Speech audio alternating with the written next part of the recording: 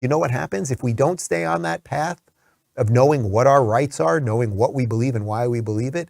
They will keep a coming. They will keep a coming with the lies. They will keep a coming with the lockdowns, and they will keep coming with far worse things.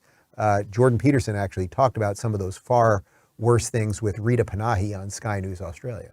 Do you think what we did during COVID could usher in our version of a social credit system? Oh yes, definitely.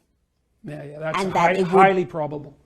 And that it will be accepted by many people because, again, that they won't even yearning notice. for safety. They won't notice even.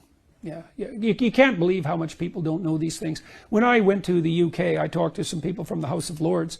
This is within the last 6 months. The most astute of the people sitting in the House of Lords had only become aware of the woke movement in the last 18 months. Oh yes, you just can't believe how much this is not on people's radar. Not someone like you can't believe that at all because it's on your radar all the time. That's not, you live in a world that's on the cutting edge of this sort of thing. It's like people have no idea. It's like, well, why not have a digital passport? I mean, you know, how convenient. It's like, fair enough, and you can understand that. Wouldn't it be nice if we could pay for everything with our phones? It's like, wouldn't it be nice if the central government, who's woke oriented and makes carbon dioxide remediation the priority, knows exactly what you spend on everything so they can target you tax-wise with precision? It's like, oh, didn't think about that. It's like, yeah, you sure didn't. And oh yes, it's highly probable. It'll be a miracle if we escape from that. You can see these signs of this everywhere. You know, when you go through airports now, there's a lot of automated barriers. You show your passport. It's like, well, these are automated barriers. What if you can't go through them? Well, that's the situation for many people in China. It's like, what are you going to do? You're going to argue with the machine? Like, you just cannot imagine how screwed you are.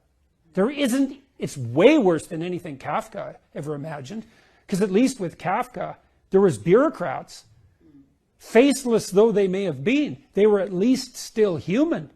Once the machines can lock you out, you are in such trouble.